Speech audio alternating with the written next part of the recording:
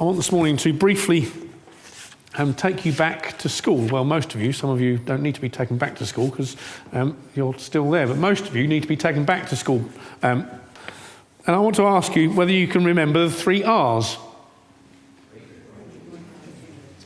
Reading, writing and arithmetic. How idiotic are they, really? I mean, the 3 R's, reading, writing, well, you can sort of get away with that because the W's silent, but arithmetic? It's not really a very good teaching aid, is it, for someone to be teaching them the 3 R's and one of them's arithmetic, but never mind. Reading, writing and arithmetic were the 3 R's that often instilled into people. It's not pushed in quite the same way today, but that was once upon a time. That was what we focused on, reading, writing and arithmetic in that sort of way. They're obviously key parts of schooling still, but not in quite the same way. The reason I focus on, or briefly mention the 3 R's, is because I want to look at 3 R's from our reading as well. In our reading, we'll hear in just a moment, it says, "Yet to all who received him, to those who believe in his name, he gave the right to become children of God." We can get 3 R's from this. The first 2 really are almost opposite sides of the same coin. We can choose to reject Jesus, our first R, or we can choose to receive him. As it says in that passage, in that verse, to all who received him. This is a key thing to do, to receive him. We can reject him as people did then and people still do today, or we can receive him.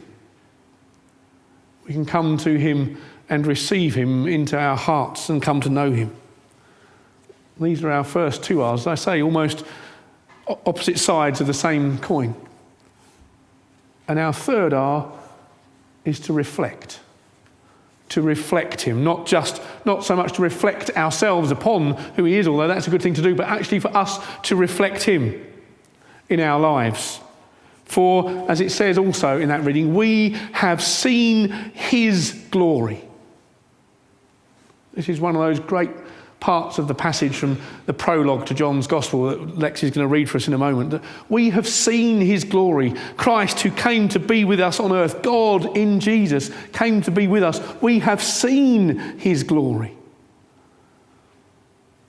And not only are we called to look upon his glory and gaze and adore and wonder, but we are called to reflect that glory in our lives, so that others might see it too. It's an important thing for us to do, to reflect the glory of Jesus in what we do and how we live our lives. We're going to listen to this wonderful passage from the beginning of John's Gospel.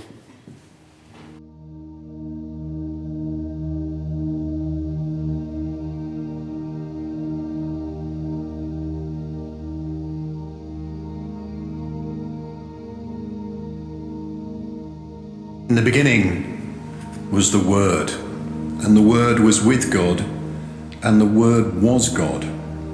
He was with God in the beginning. All things were created through him, and apart from him, not one thing was created that has been created. In him was life, and that life was the light of men. That light shines in the darkness, and yet the darkness did not overcome it. There was a man sent from God, whose name was John. He came as a witness to testify about the light, so that all might believe through him. He was not the light, but he came to testify about the light. The true light that gives light to everyone was coming into the world.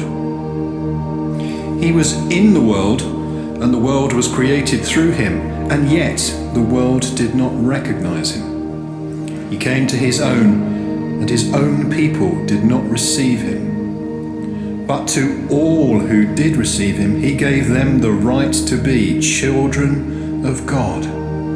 To those who believe in his name, who were born not of natural descent, or of the will of the flesh, or of the will of man, but of God.